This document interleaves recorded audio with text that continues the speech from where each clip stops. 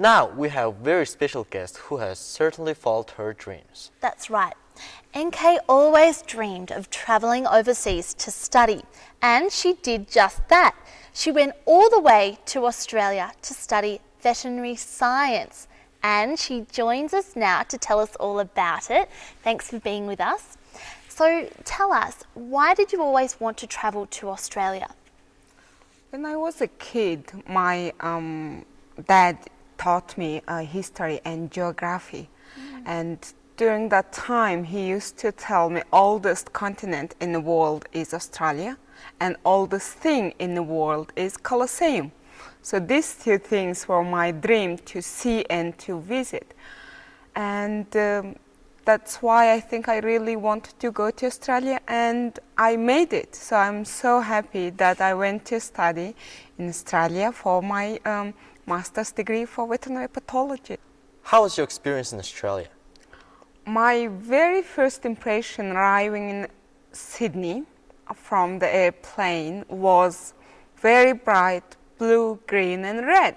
Seeing ocean and trees and red roofs of Sydney houses.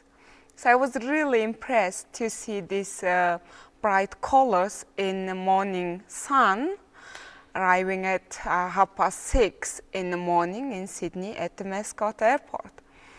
And since then, I felt Australia was my second home, and I really felt very safe, secure, and homely in Australia. So I didn't really feel the difference there than being in my home country. And I enjoyed in Australia, and I made so many friends from all over the world. And my study was enjoyable part, as well as my living in Sydney, I think. Well, Enkhe, could you please tell us how did you apply for that program? I'm a winner of Mongolian government scholarship of 1998, and the winner of this scholarship, I have to find the university that I could study by myself.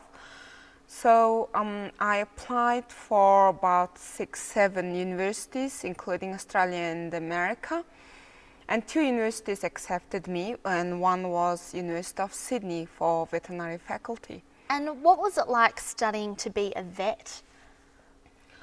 I think one thing I could say is it's very different to what I studied here for my veterinary science bachelor degree, because Australian way of studying and learning was very different to what we experienced and know here.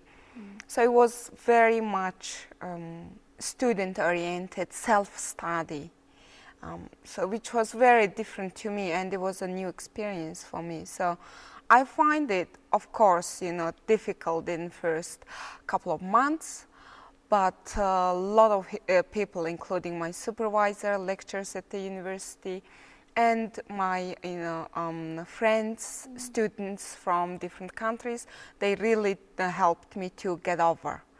Another thing which was very different for me in Australia is, of course, Australian English, which was very different to what I learned in Mongolia is American English.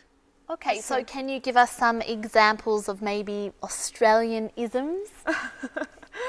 Of course, I can give a lot of examples, but I think my first word that I learned in Australia was "g'day, mate."